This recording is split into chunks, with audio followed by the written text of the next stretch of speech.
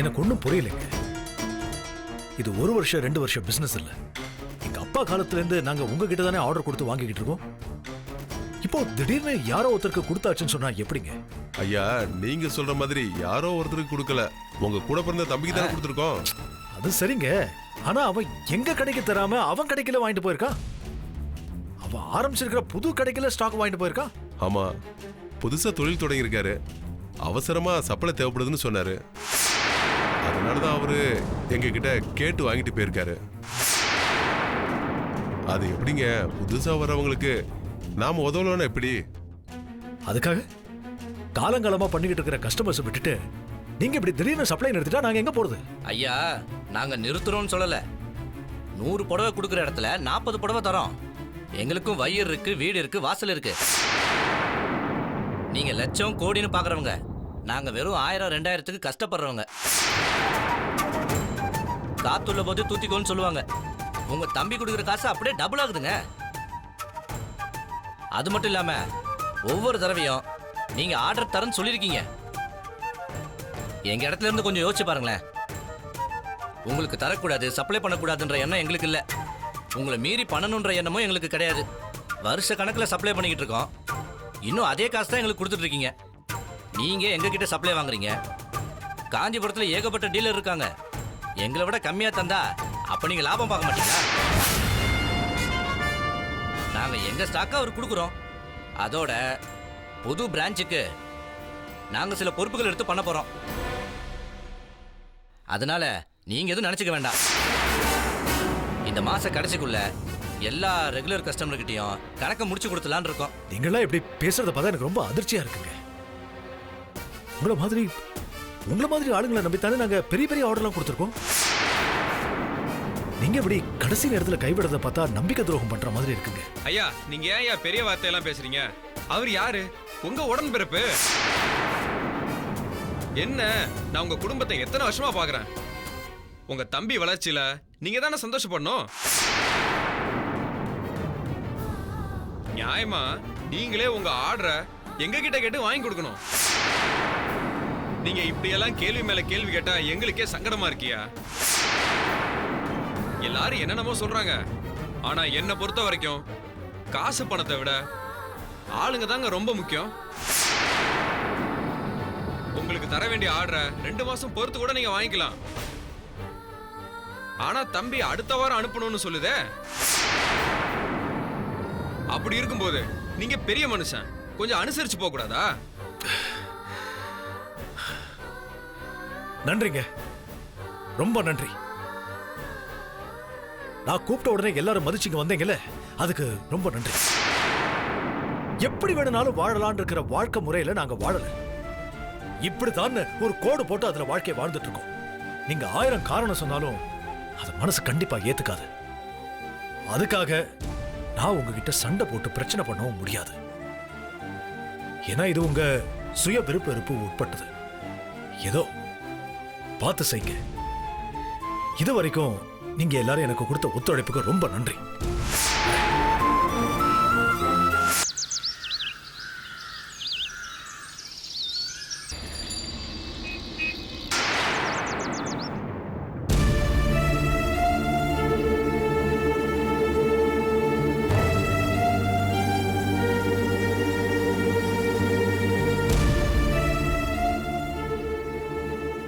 நீ போய் சொல்லிட்டு வா போ.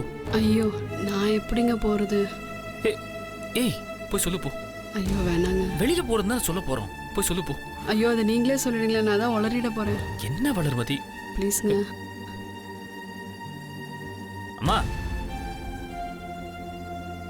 அம்மா. என்னங்க? நீயே சொல்லு. என்னடா? ஆமா, 2 பேரும் எங்கே கிளம்பிட்டீங்க?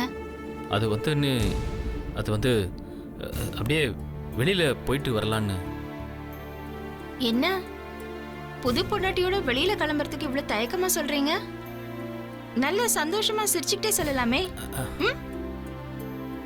ஆமா, சினிமாவுக்கா இல்ல வேற எங்கேயாவது பார்க்கு? ஐயோ, அப்படிலாம் ஒண்ணும் இல்ல. நீ வெளியில போலான்னு இப்பதான் பேசி முடிவு பண்ணோம்.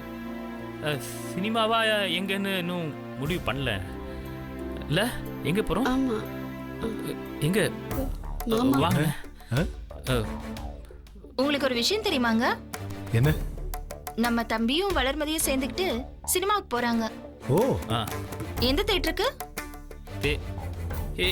இல்ல நீ என்ன தியேட்டர் என்ன படம்னு யோசிக்கல. ஓ. வெளியில போலாம் தான் பேசிக்கிட்டு இருந்தோம். ஆமாக்கா. என்ன தம்பி, உங்களுக்கு பொய் சொல்ல வராதே. வளர்மதிக்கும் சுத்தமா பொய் சொல்லி பழக்கம் இல்ல.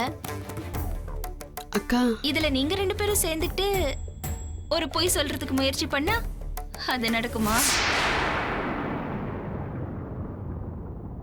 எங்க கிளம்பிட்டீங்க? எனக்கு தெரியும்.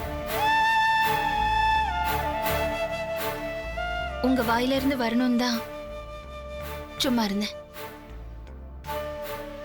நீங்க 2 பேரும் பேசிட்டு இருந்தத எதேச்சியா நான் கேட்டேன்.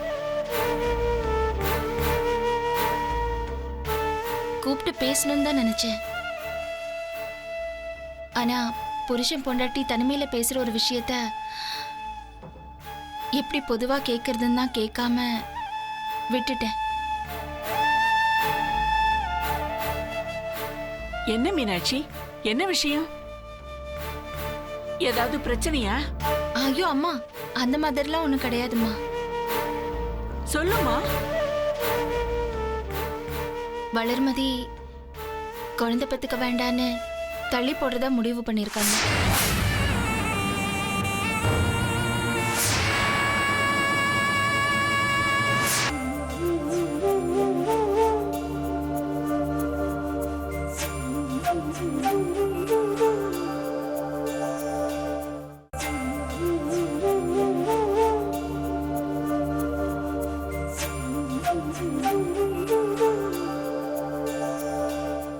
வளர்மதி குழந்தை பெத்துக்க வேண்டான்னு தள்ளி போடுறதா முடிவு பண்ணிருக்காங்க.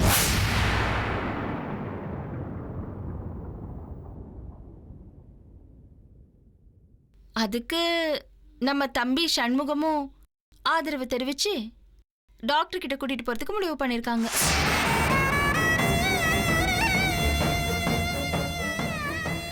இந்த விஷயம் நமக்கு தெரியக்கூடாதுன்னு 2 பேரும் நாடகம் ஆடி எங்கேயோ வெளியில போற மாதிரி கிளம்புறாங்க.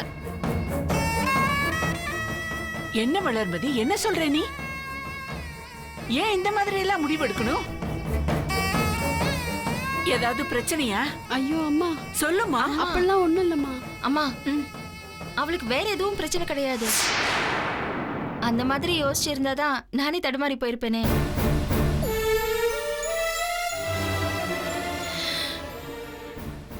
எனக்கு குழந்தை பிறக்கல, அதுக்குள்ள நாம எதுக்கு குழந்தை பெத்துப்பானேன்னு வேணான்னு சொல்லி பெரிய மனுஷி மாதிரி முடிவெடுத்திருக்காளா?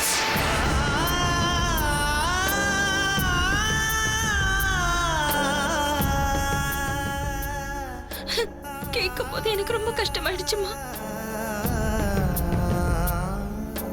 எனக்கு முன்னாடி அவ குழந்தை பெத்துக்க கூடாது அப்படின்னு நினைச்சு டாக்டர் கிட்ட போயிட்டு இருக்கா. தாய்மடி தாய்மடி எங்கே?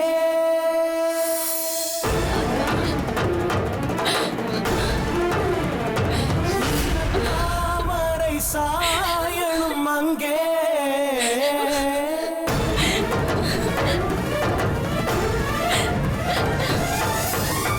ஆராத காயங்கள் இதோ இதோ தேற்றாமல் தெய்வங்கள் கலைந்த. இந்த குடும்பத்துக்காக நீங்க எவ்வளவு கஷ்டப்பட்டிருக்கீங்க நான் கேள்விப்பட்டிருக்கேன்க்கா. மாமாவோட தம்பிகளுக்காக நீங்க குழந்தை கூட பெத்துக்காம எனக்கு தெரியும்க்கா. எனக்கு இந்த வாழ்க்கை நீங்க போட்டு பிச்சைக்கா. நான் உங்களுக்கு ரொம்ப கடமைப்பட்டிருக்கேன்க்கா. நீங்க கர்ப்பமாறதுக்கு முன்னாடி அக்கா உங்களுக்கு ஒரு குழந்தை பிறந்து அது உங்களை அம்மான்னு சொல்லணும். அது வரைக்கும் நாங்க குழந்தை பெத்துக்க கூடாதுக்கா. அதாங்க எங்க ஆசையும். நீ சொன்னது எனக்கு போதும் வளரு. எனக்கு இந்த நிமிஷம் அம்மா ஆன சந்தோஷம் கிடைச்சிருக்கு வளரு. உன்ன மாதிரி ஒரு பொண்ணை இந்த வீட்டுக்கு மருமகளா கூட்டிட்டு வந்தது எனக்கு எவ்வளவு பூரிப்பா இருக்கு தெரியுமா? இந்த மாதிரி ஒரு மருமக தான் இந்த கைராசி குடும்பத்துக்குள்ள இருக்கணும்னு ஆசைப்பட்ட வளர். இன்னைக்கு அது உன்னால நிறைவேறி இருக்குன்னு நினைக்கும் போது எவ்வளவு சந்தோஷமா இருக்கு தெரியுமா? ஆனந்தியால உடைஞ்ச இந்த குடும்பம் இப்போ ஒன்னால ஒண்ணு சேர்ந்திருக்கு வளர்.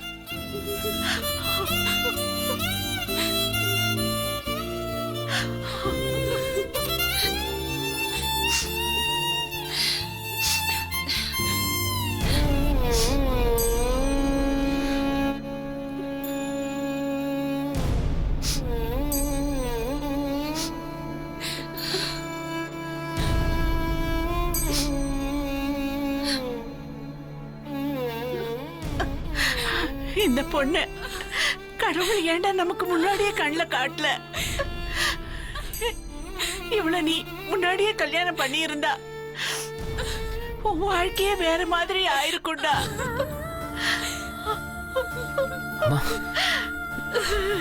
அழாதீங்கம்மா.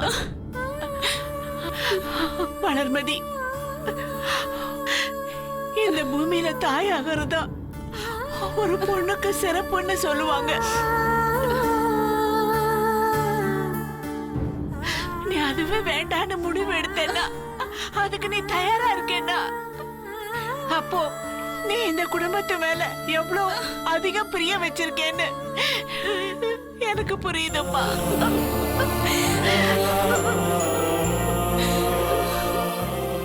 எனக்கு நெஞ்சே நிறைஞ்சு போச்சு.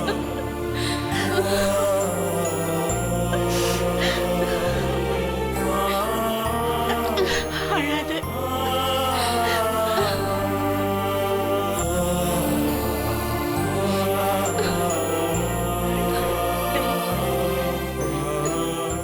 சிவஞானம், எனக்கு மனசுக்குள்ள இருந்த கவலை எல்லாம் எப்ப இல்லடா. இந்த வீட்டுல எவ்வளவு பிரச்சனைகள்லாம் நடந்தது. நம்ம சரவணன் நம்ம கிட்ட இருந்து விலகி தனியா போயிட்டான். ராஜேந்திரன் கோச்சுக்கிட்டு அவங்க மாமனார் வீட்டுக்கு போயிட்டான். காலம் இப்படியே இருந்து ஒரு நாளைக்கு நான் போய் சேர்ந்ததுக்கு அப்புறம்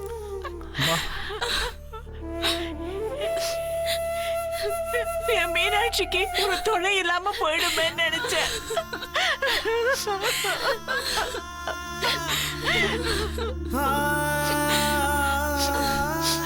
ஆனா கடவுள் கைவிடலப்பா. மீனாட்சிக்கு இப்படி ஒரு தங்கச்சிய கடவுள் கொடுத்திருக்கா. இன்னொரு லட்சுமி ரூபத்துல நம்ம குடும்பத்துக்கு வந்திருக்கா.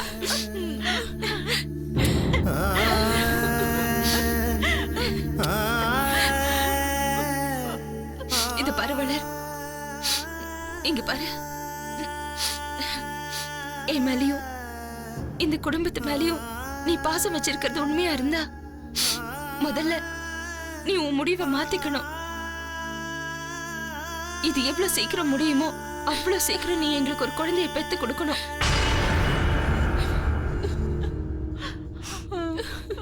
ஆனந்தி கடைசி வரைக்கும் அவ குழந்தைய காட்டவே மாட்டேன்ட்டா, என்கிட்டயும் அம்மா கிட்டயும்.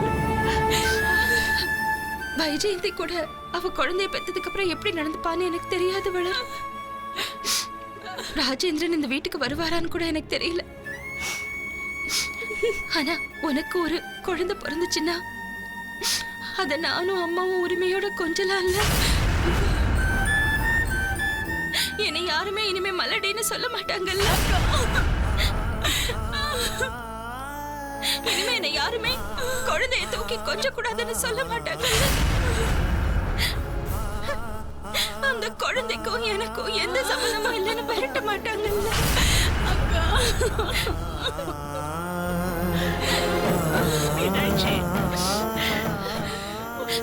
உன்னுடைய வளகாப்புல நான் உனக்கு பழைய பொண்ணா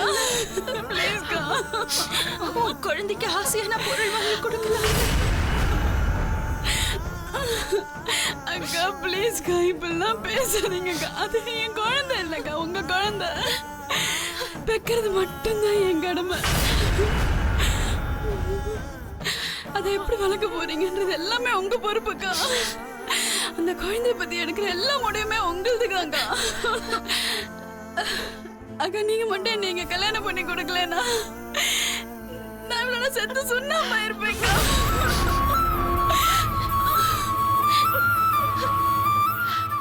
இவ்வளவு பெரிய அதிர்ஷ்டத்தை கடவுள் எனக்கு கொடுத்துருக்காரு. ஆனா ஒரு அதிர்ஷ்டத்தை கொடுக்கல. உங்க கூட நான் பிறக்கலையேங்க.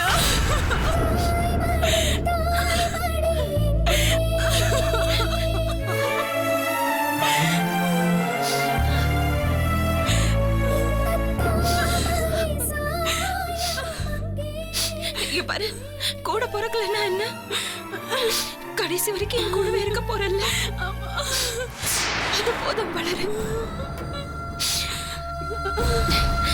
இது பாரு, நான் எவ்வளவு சந்தோஷமா இருக்கேன் தெரியுமா?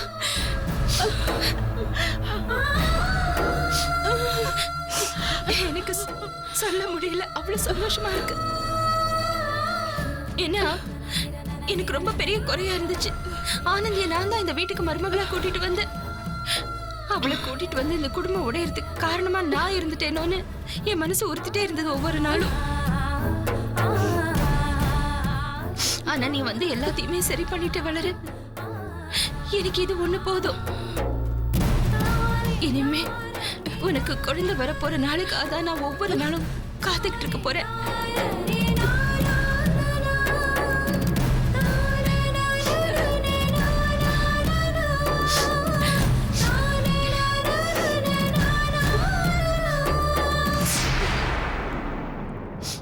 தம்பி,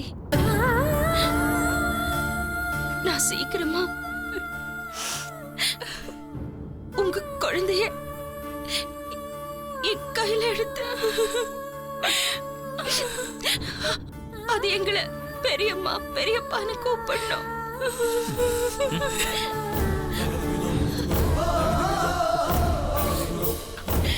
அண்ணி அண்ணி அழாதீங்க அண்ணி, நீங்க அழாதீங்க அண்ணி. கண்டிப்பா அண்ணி, கண்டிப்பா அண்ணா. அண்ணா அண்ணா அண்ணா நீங்க அழுவாதீங்க அண்ணா. அண்ணா நீங்க அண்ணி கண்டிப்பா கண்டிப்பா நாங்க குழந்தை உங்க மேல சத்தியமா. அல்லாதீங்க அக்கா. அது போதும் தம்பி, நம்ம பெரியப்பா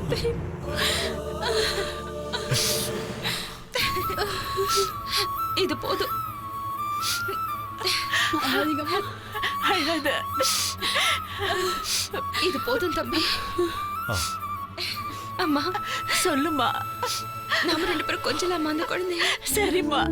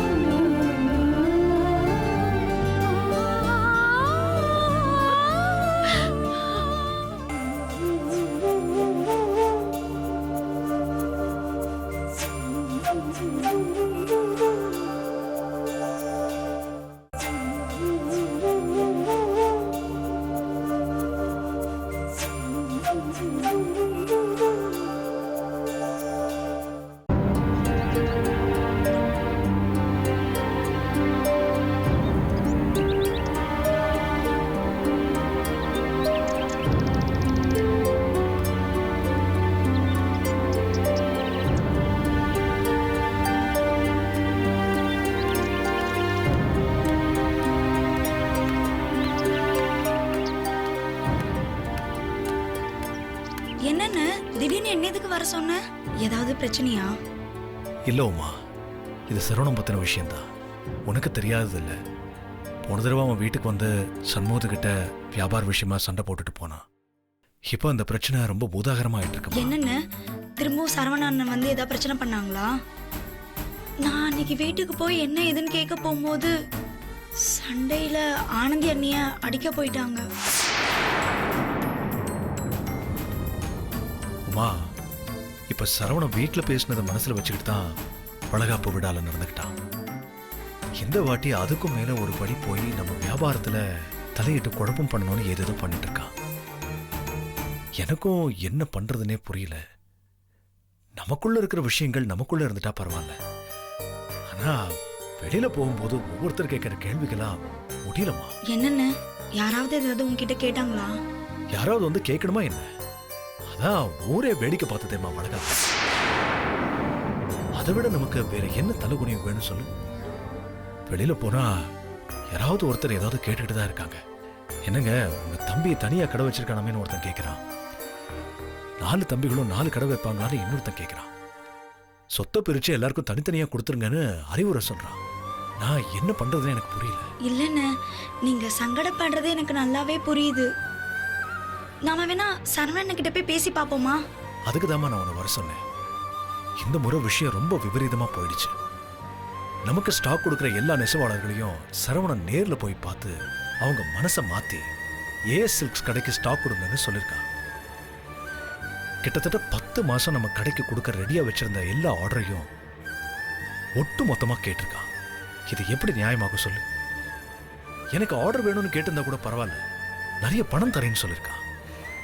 நம்ம கடைக்கு வர வேண்டிய எல்லாத்தையும் அவன் கேட்டா நான் என்ன பண்றது? என்னென்ன இது சண்முகண்ணன் பண்ணதுக்கு பழிக்கு பழி பண்றாங்களா? தெரியல உமா, ஆனா சமூகம் பண்ணதே யதார்த்தமான ஒரு விஷயம். அதோட அவன் வந்து சொன்னதுக்கு அப்புறம் அந்த கடைக்கு பேசுறதே விட்டாச்சு. ஆனா இந்த விஷயத்துக்காக இவ்வளவு தூரம் போறது சரியா இருக்குமான்னு எனக்கு தெரியும். சண்முகண்ணன் என்னென்ன சொன்னாரு? அவனுக்கு இந்த விஷயம் தெரியாதுமா, நான் சொல்லல. சொன்னா உனக்கே தெரியும், பயங்கரமா கோவப்படுவான். சரவணனும் கோவக்காரன். 2 பேரும் வீணா அடிச்சுக்குவாங்க, சண்டை போடுவாங்க. இதை பாருமா, அதனால முடிஞ்ச வரைக்கும் இந்த பிரச்சனைய நாம கையில எடுத்துக்கிட்டு ஏதாவது ஒரு முடிவுக்கு கொண்டு வரலாம். அதனாலதான் உன்னை வர சொன்னேன். உன்னால முடியும்னா நம்ம சரவண வீட்டு வரைக்கும் போயிட்டு வந்துடலாமே. சரி, நான் வாங்கின போலாம்.